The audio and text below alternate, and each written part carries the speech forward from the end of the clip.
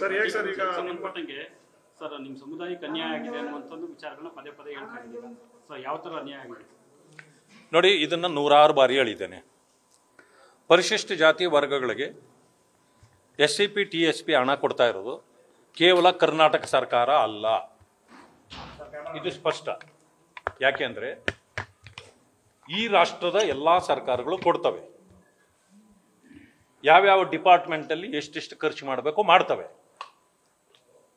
ಆದರೆ ಒಂದು ಸದುದ್ದೇಶಕ್ಕಾಗಿ ಇದೇ ಸಿದ್ದರಾಮಯ್ಯನವರು, ಅವರಿಗೆ ನಾನು ಧನ್ಯವಾದಗಳು ಹೇಳಬೇಕು, ಒಂದು ಆಕ್ಟನ್ನು ತಂದರು. ಆಂಧ್ರ ಪ್ರದೇಶದಲ್ಲಿ ಮತ್ತು ತೆಲಂಗಾಣದಲ್ಲಿ ಜಾರಿಯಲ್ಲಿರುವ ಒಂದು ಆಕ್ಟನ್ನು ಇಲ್ಲಿ ತಂದು ಆ ಏನು SCP TSP ಹಣ ಇದೆಯೋ ಅದು ದುರುಪಯೋಗ ಆಗಬಾರ್ದು, ಬೇರೆ ಬೇರೆ ಇಲಾಖೆಗಳಿಗೆ ಅಂದರೆ ಅದನ್ನು ಬೇರೆ ಬೇರೆ ಕಾರ್ಯಗಳಿಗೆ ಅದನ್ನು ಬಳಕೆ ಮಾಡಬಾರ್ದು ಅನ್ನೋ ಕಾರಣಕ್ಕೆ ಆಕ್ಟ್ ತಂದು ದಲಿತರ ಹಣ ದಲಿತರಿಗೇ ಖರ್ಚು ಮಾಡಬೇಕು, ಅವರ ಶ್ರೇಯೋಭಿವೃದ್ಧಿಗೆ ಅಂತ ಹೇಳ್ತಾರೆ. ಇಲ್ಲಿಯವರೆಗೂ ಸರಿ ಇದೆ. ಆದರೆ ಪ್ರಶ್ನೆ ಇರೋದು SCP TSP ಹಣ ದಲಿತರ ಉದ್ಧಾರಕ್ಕೆ ಅಸೆಟ್ ಕ್ರಿಯೇಷನ್ಗೆ ಮಾತ್ರ ಇರಬೇಕು. ನೀವೇನು ಗ್ಯಾರಂಟಿಗಳಿಗೆ ಅಂತೇಳಿ ಇವತ್ತು ಬಳಕೆ ಮಾಡ್ತಿದ್ದೀರಿ, ಅದು ನಿಮ್ಮ ಕಾನೂನು, ನಿಮ್ಮ ಆಕ್ಟಿನ ವಿರುದ್ಧವಾಗಿ ನೀವೇ ನಡ್ಕೊಳ್ತಾ ಇದ್ದೀರಿ. ನೀವು ಗ್ಯಾರಂಟಿಗಳನ್ನು ಘೋಷಣೆ ಮಾಡಿರ್ತಕ್ಕಂಥದ್ದು ಅದು ಸರ್ವರಿಗೂ ಕೂಡ, ಅದರಲ್ಲಿ ದಲಿತರ ಪಾಲು ಇದೆ. ದಲಿತರಿಗೆ ನೀವು ಅದರಲ್ಲಿ ಪಾಲು ಕೊಡ್ತಾ ಇಲ್ಲ. ದಲಿತರ ಹಣ ದಲಿತರಿಗೆ ಅಂತ ವಂಚನೆ ಮಾಡಿ ಮೋಸ ಮಾಡಿ ಅವರನ್ನು ಒಪ್ಪಿಸಿ ನೀವು ಅವರಿಗೆ ಮೋಸ ಮಾಡ್ತಾ ಇದ್ದೀರಿ. ಇದು ಅನೇಕರಿಗೆ ಅರ್ಥ ಆಗಿಲ್ಲ. ಈಗ ಸಂಘಟನೆಗಳ ಮುಖಂಡರುಗಳಿಗೂ ಕೂಡ ಅರ್ಥ ಆಗಿದೆ. ಅದರಿಂದಲೇ ಇವತ್ತು ಬಂದು ನಮ್ಮ ಜೊತೆಯಲ್ಲಿ ಅವರೆಲ್ಲರೂ ಸೇರಿದ್ದಾರೆ. ರಾಜ್ಯಾದ್ಯಂತ ಒಂದು ಹೋರಾಟ ಜನಾಂದೋಲನ ಮಾಡಬೇಕು ಅಂತೇಳಿ ಅವರು ಹೊರಟಿದ್ದಾರೆ. ಆದ್ದರಿಂದ ಈಗ ಅವರು ತೀರ್ಮಾನ ಮಾಡಿದರು, ಸುಮಾರು 10 ಗ್ರೂಪ್ಗಳಾಗಿ ತಂಡಗಳಾಗಿ ಅವರು ಒಂದು ವಾರದೊಳಗಡೆ ಇಡೀ ರಾಜ್ಯದಲ್ಲಿ ಸುತ್ತಾಡ್ತಾರೆ, ಜನಾಂದೋಲನವನ್ನು ರೂಪಿಸಲಿಕ್ಕೆ ಮಾಡ್ತಾರೆ. ಎಲ್ಲ ಆದಮೇಲೆ ರಾಜ್ಯದ ಈ ನಗರದಲ್ಲಿ ಬೆಂಗಳೂರಿನಲ್ಲಿ ಸುಮಾರು 5 ಲಕ್ಷಕ್ಕೂ ಹೆಚ್ಚು ಸಮುದಾಯದ ಜನರನ್ನು ಸೇರಿಸಿ ಈ ಸರ್ಕಾರಕ್ಕೆ ತಕ್ಕ ಪಾಠ ಕಲಿಸಬೇಕು ಅಂತೇಳಿ ಈಗಾಗಲೇ ತೀರ್ಮಾನ ತಗೊಂಡಿದ್ದಾರೆ. ಅದರ ಮಧ್ಯದಲ್ಲಿ ನಾವು ಕೂಡ ಸುಮ್ಮನೆ ಇರೋದಿಲ್ಲ, ಕೋರ್ಟ್ಗೆ ಇದನ್ನು ಹಾಕಿ, ಯಾಕಂತಂದರೆ ಆ್ಯಕ್ಟ್ ವೈಲೇಷನ್ನು ಈ ಸರ್ಕಾರವೇ ಮಾಡಿದಾಗ ಸರ್ಕಾರವನ್ನೇ ತಂದು ಕಟಕಟೆಯಲ್ಲಿ ನಿಲ್ಲಿಸ್ತಕ್ಕಂಥ ಕೆಲಸವನ್ನು ನಾವು ಕೂಡ ಮಾಡ್ತೇವೆ. ಇವತ್ತು ಭಾರತೀಯ ಜನತಾ ಪಕ್ಷ ವಿಜೇಂದ್ರ ಅವರ ನೇತೃತ್ವದಲ್ಲಿ ದಲಿತರಿಗಾಗಿರ್ತಕ್ಕಂಥ ಈ ಅನ್ಯಾಯವನ್ನು ನಾವು ಸರಿಪಡಿಸಬೇಕು, ಅವರಿಗೆ ನ್ಯಾಯ ಕೊಡಿಸ್ಬೇಕು ಅಂತೇಳಿ ರಾಜ್ಯಾದ್ಯಂತ ನಾವು ಹೋರಾಟ ಮಾಡ್ತಿದ್ವಿ. ನಮ್ಮ ಜೊತೆಗೆ ಈಗ ಎಲ್ಲ ದಲಿತ ಮುಖಂಡರುಗಳು ಸಂಘಟನೆಗಳು ಎಲ್ಲ ಸೇರ್ಕೊಂಡಿರೋದ್ರಿಂದ ಹೆಚ್ಚಿನ ಶಕ್ತಿ ಬಂದಿದೆ. ರಾಜ್ಯಾದ್ಯಂತ ನಮ್ಮ ಹೋರಾಟ ಹೀಗೆ ಮುಂದುವರಿದೆ. ಕಾನೂನು ಹೌದು. ಯಾಕೆಂದ್ರೆ ಈಗ ಎಲ್ಲಿ ಆಗ್ತಿಲ್ವೋ ಅಲ್ಲಿ ನೀವು ಕಾನೂನು ಹೋರಾಟ ಮಾಡಕ್ ಬರಲ್ಲ, ಅಲ್ಲಿ ಕಟ್ಟಳೆ ಇಲ್ಲ, ಇದಕ್ಕೆ ಹೀಗೆ ಮಾಡಬೇಕು ಅಂತ. ಅದರಿಂದಾಗಿ ನಡೆದು ಹೋಗ್ತಾ ಇದೆ. ಬಟ್ ನೀವೇ ಕಟ್ಟಳೆ ಮಾಡಿ ನೀವೇ ವೈಲೇಟ್ ಮಾಡ್ತಾ ಇದ್ದೀರಲ್ಲ, ಅದರಲ್ಲಿ ತಪ್ಪಿನಲ್ಲಿ ನೀವು ಸಿಕ್ಕಾಕೊಂಡಿದ್ದೀರಿ. ಈಗ ಮುಸ್ಲಿಮರಿಗೆ 4% ಬಿಲ್ಲಲ್ಲಿ ತಿದ್ದುಪಡಿ ಆಗಬೇಕು, ಆದ್ರೆ ಬಜೆಟ್ ಅಲ್ಲಿ ಘೋಷಣೆ ಮಾಡ್ತಾರೆ. ಸುಪ್ರೀಂ ಕೋರ್ಟ್ ಹೇಳಿದ್ರು ಕೂಡ ಒಳ ಮೀಸಲಾತಿ ಬಗ್ಗೆ ಒಂದು ಚಕಾರ ಎತ್ತಿಲ್ಲ, ಬಜೆಟ್ ನಲ್ಲಿ ಮಾಡ್ತೀವಿ ಅನ್ನೋ ಘೋಷಣೆ ಕೂಡ ಮಾಡಲಿಲ್ಲ. ಇಲ್ಲ, ಮಾಡೋದು ಇಲ್ಲ ಇವರು. ಯಾಕೆ ಅಂತಂದ್ರೆ ನಿನ್ನೆ ಒಂದು 7 ಜನರನ್ನ ಬಂಧಿಸಿದ್ದಾರೆ. ಅವ್ರು ಏನು ಮಾಡಿದ್ದು? ಪಾಕಿಸ್ತಾನ್ ಜಿಂದಾಬಾದ್ ಅಂದ್ರ ಇಲ್ವಲ್ಲ. ಆದ್ರೆ ಅಂದವ್ರನ್ನೆಲ್ಲ ನೀವು ರಕ್ಷಣೆ ಮಾಡ್ಕೊಂಡು ಜೊತೆಲಿ ಇಟ್ಕೋತೀರಿ. ಅವ್ರು ಬಂದು ನಮಗೆ ಕಷ್ಟ ಇದೆ, ನಮ್ಗೆ ಅನ್ಯಾಯ ಆಗಿದೆ, ಅದನ್ನು ಸರಿಪಡಿಸ್ಕೊಡಿ ಅಂತೇಳಿ ನಿಮ್ಮ ಗಮನ ಸೆಳೆಯಕ್ಕೆ ಮಾಡಿದಾಗ ಅವ್ರನ್ನ ತಗೊಂಡೋಗಿ ಜೈಲಿಗಿಡಿದ್ದೀರಿ ಇವರು ಕೋರ್ಟ್ ಆದೇಶ ಬಂದರೂ ಕೂಡ ಇವರು ಏನೂ ಕೂಡ ಇವತ್ತಿನವರೆಗೆ ಕ್ರಮ ಜರುಗಿಸಿಲ್ಲ. ಕಂಡು ಇದನ್ನು ಹಿಂಗೆ ತಗೊಂಡೋಗ್ಲಿಕ್ಕೆ ನೋಡ್ತಿದ್ದಾರೆ. ಒಟ್ಟಿಗೆ ಸಿದ್ದರಾಮಯ್ಯನವರು ದಲಿತ ವಿರೋಧಿ ಅನ್ನೋದನ್ನು ಸ್ಪಷ್ಟವಾಗಿ ಈಗ ವ್ಯಕ್ತಪಡಿಸಿದ್ದಾರೆ.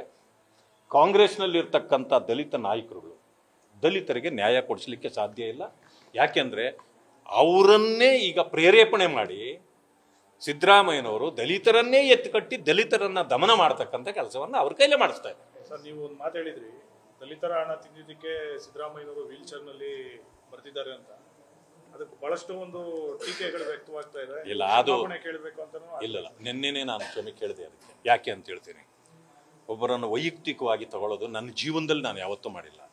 ಅದೇನಾಯಿತು, ಆ ದಲಿತ ಸಮುದಾಯಗಳೆಲ್ಲ ಸೇರಿದ್ರು. ನಾವೊಂದು ದೊಡ್ಡ ಭಾಷಣ ಮಾಡ್ತಕ್ಕಂಥ ಸಂದರ್ಭದಲ್ಲಿ ಅದೊಂದು ದೊಡ್ಡ ಕಾರ್ಯಕ್ರಮ, ಜನ ಕೂಗಿದ್ರು, ನೋಡಿ, ನಮ್ಮ ದುಡ್ಡು ತಿಂದಿದ್ದಕ್ಕೆ ಅವ್ರ ಗಂಟ್ಲೆ ಈಗ ಹೊರಡ್ತಾ ಇಲ್ಲ, ಅವ್ರು ಈಗ ವೀಲ್ ಚೇರ್ನಲ್ಲಿ ಕುಂಟ್ಕೊಂಡು ಓಡಾಡಂಗೆ ಆಗ್ಬಿಟ್ಟಿದೆ ಅಂತ. ಅದನ್ನು ನಾನು ಸೆಕೆಂಡ್ ಮಾಡಬಾರ್ದಾಗಿತ್ತು. ನಾನು ಅದನ್ನೇನು ಮಾಡಿಬಿಟ್ಟೆ, ಹೌದೌದು ನಿಜ ಅವ್ರು ವೀಲ್ ಚೇರ್ನಲ್ಲಿ ಓಡಾಡ್ತಾರೆ ಅಂದ್ಬಿಟ್ಟೆ. ನಾನು ತಪ್ಪಾಯ್ತು, ಅದನ್ನು ಅನ್ನಬಾರ್ದಾಗಿತ್ತು ನಾನು. ಯಾಕೆಂತಂದರೆ ವೈಯಕ್ತಿಕವಾಗಿ ತಗೊಳ್ಳಿ, ನಾವು ವ್ಯಕ್ತಿಯನ್ನು ಗೌರವಿಸಬೇಕು, ವಿಷಯ ಯಾವುದೇ ಬೇರೆ ಇರ್ಬೋದು. ಈ ರೀತಿ ಅನ್ಯಾಯ ಆದಾಗ ನಾವು ಮಾಡಿದ್ರೂ ಹೋರಾಟ ಮಾಡ್ತಾರೆ, ಅವ್ರು ಮಾಡಿದಾಗಲೂ ನಾವು ಹೋರಾಟ ಮಾಡ್ತೀವಿ, ಅದು ಸರಿ ಇದೆ. ಅದರಿಂದಾಗಿ ಅದನ್ನು ಯಾರೂ ಸೀರಿಯಸ್ ಆಗಿ ತಗೊಳ್ಬಾರ್ದು, ಅವರು ಕೂಡ ತಗೊಂಡಿಲ್ಲ. ಬಿಜೆಪಿಯಲ್ಲಿ ಒಂದು ಈಗ ಮೊನ್ನೆ ಅಷ್ಟೇ ಕೂಡ ವಿಜಯೇಂದ್ರ ಅವರೆಲ್ಲ ಸಿದ್ದರಾಮಯ್ಯನ ಭೇಟಿಯಾಗಿದ್ರು, ಅನುದಾನ ವಿಚಾರ ನೀವೆಲ್ಲ ಕೂಡ ಅನುದಾನ ವಿಚಾರಕ್ಕೆ ಸಂಬಂಧಪಟ್ಟ ಭೇಟಿಯಾಗಿದ್ರು. ಆದರೆ ಯತ್ನಾಳ್ ಬಣ ಅವರು ಹೇಳ್ತಿರುವಂಥದ್ದು CM ಮತ್ತೆ DCM ಜೊತೆಗೆ ಅಡ್ಜಸ್ಟ್ಮೆಂಟ್ ಪಾಲಿಟಿಕ್ಸ್ ಮಾಡ್ಕೊಂಡಿದ್ದಾರೆ ನಮ್ಮದೇ ಪಕ್ಷದವರು, ಹಾಗಾಗಿ ಧ್ವನಿ ಎತ್ತುತ್ತಲ್ಲ ಸರಿಯಾಗಿ ಸರ್ಕಾರದ ವಿರುದ್ಧ. ನೋಡಿ, ಅವರು ಭಾಳ ಹಿರಿಯರು. ನಾನು ಅವರನ್ನು ಕ್ರಿಟಿಸೈಸ್ ಮಾಡೋದಾಗಲಿ ಅವ್ರ ಮಾತನ್ನು ವಿರೋಧಿಸೋದಾಗಲಿ ನನ್ನ ಕೆಲಸ ಅಲ್ಲ. ಆದರೆ ಇಲ್ಲೇನಾಗ್ತಾ ಇದೆ, ಒಂದು ಕಣ್ಣಿಗೆ ಸುಣ್ಣ ಒಂದು ಕಣ್ಣಿಗೆ ಬೆಣ್ಣೆ ಇಡ್ತಕ್ಕಂಥ ಕೆಲಸ ನಡೀತಾ ಇದೆ. ಕೆಲವು ಕಾಂಗ್ರೆಸ್ಸಿನ ಶಾಸಕರಿಗೆ ಹಣ ಸಿಗ್ತಾ ಇದೆ, ಕೆಲವರಿಗೆ BJPಯ ಇದು ಶಾಸಕರಿಗೆ ಸಿಗ್ತಾ ಇಲ್ಲ. ಇದು ತಾರತಮ್ಯ ಮಾಡ್ತಾ ಇದ್ದಾರೆ. ಮತ್ತು ನೀವು ಯಾಕೆ ನಮಗೆ ರಿಸ್ಕ್ ಬರ್ತಾ ಇಲ್ಲ ಅಂತೇಳಿ ಅಶೋಕ್ ಅವರನ್ನು ಮತ್ತು ನಮ್ಮ ಅಧ್ಯಕ್ಷರನ್ನು ವಿಜಯೇಂದ್ರ ಅವರನ್ನು ಶಾಸಕರು ಕೇಳಿದ್ದಾರೆ. ಒಂದು ಸಾರಿ ಕೇಳಿಬಿಡೋಣ, ಕೇಳಿನೂ ಕೊಡಲಿಲ್ಲ ಅಂತಂದರೆ ಆಮೇಲೆ ಹೋರಾಟ ಮಾಡೋಣ ಅಂತೇಳಿ ಅವರು ತೀರ್ಮಾನ ಮಾಡಿದ್ರಿಂದ ಈಗ ಅವ್ರ ಗಮನಕ್ಕೆ ತರದೆ ನಾವು ಹೋರಾಟ ಮಾಡಿದರೆ ಅದಕ್ಕೆ ಇದು ಸರಿಯಲ್ಲ. ಒಂದು ಸಾರಿ ಹೋಗಿ ಕೇಳಿಬಿಡೋಣ ಅನ್ನೋ ಕಾರಣಕ್ಕೆ ಕೇಳಿದ್ದಾರೆ. ಅದನ್ನು ನಾನು ತಪ್ಪು ಅಂತ ಹೇಳೋದಿಲ್ಲ.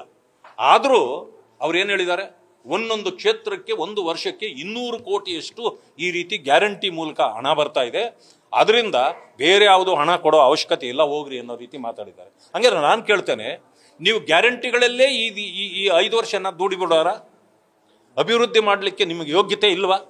ಹಂಗಾದ್ರೆ ಅಭಿವೃದ್ಧಿನೇ ಮಾಡೋಕ್ಕಾಗಲಿಲ್ಲ ಅಂತಂದರೆ ಬರೀ ಗ್ಯಾರಂಟಿಯಲ್ಲಿ ನೀವು ಮಾಡೋಂಥದ್ದೇನು? ಇದು ಪ್ರಜಾಪ್ರಭುತ್ವ, ಸಂವಿಧಾನದ ತಳಗಡೆ ನೀವು ಕೆಲಸ ಮಾಡ್ತಕ್ಕಂಥವ್ರು ಅಭಿವೃದ್ಧಿ ಮಾಡಬೇಕು. ಇಲ್ಲ ಅಂತಂದರೆ ಜನ ಕಂಗೆಟ್ರೆ ನೀವು ಮನೆಗೆ ಹೋಗ್ತೀರಿ ಅಂತಕ್ಕಂಥ ಯಾವಾಗ ತೆರೆ ಬೀಳುತ್ತೆ ಸರ್ ಬಿಜೆಪಿ? ಸದ್ಯದಲ್ಲೇ ಎಲ್ಲವೂ ಸರಿ ಹೋಗುತ್ತೆ. ಯಾರು ರಾಜ್ಯಾಧ್ಯಕ್ಷರ ಬದಲಾವಣೆ ಆಗುತ್ತಾ ಹೆಂಗೆ ಸರ್? ನೋಡಿ, ನಮ್ಮ ಹೈಕಮಾಂಡ್ ಏನು ತೀರ್ಮಾನ ಕೊಡ್ತದೋ ನಾವೆಲ್ಲ ಅದನ್ನು ಫಾಲೋ ಮಾಡೋರೇ ಹೊರತು ಹೈಕಮಾಂಡ್ ಏನು ತೀರ್ಮಾನ ಕೊಡ್ತಾರೆ ಅಂತ ಹೇಳೋಕ್ಕಾಗಲ್ಲ. ಧನ್ಯವಾದ. ನ್ಯೂಸ್ ಫಸ್ಟ್, ನಿರ್ಭೀತಿಯಿಂದ ನಿಮ್ಮ ಪರವಾಗಿ.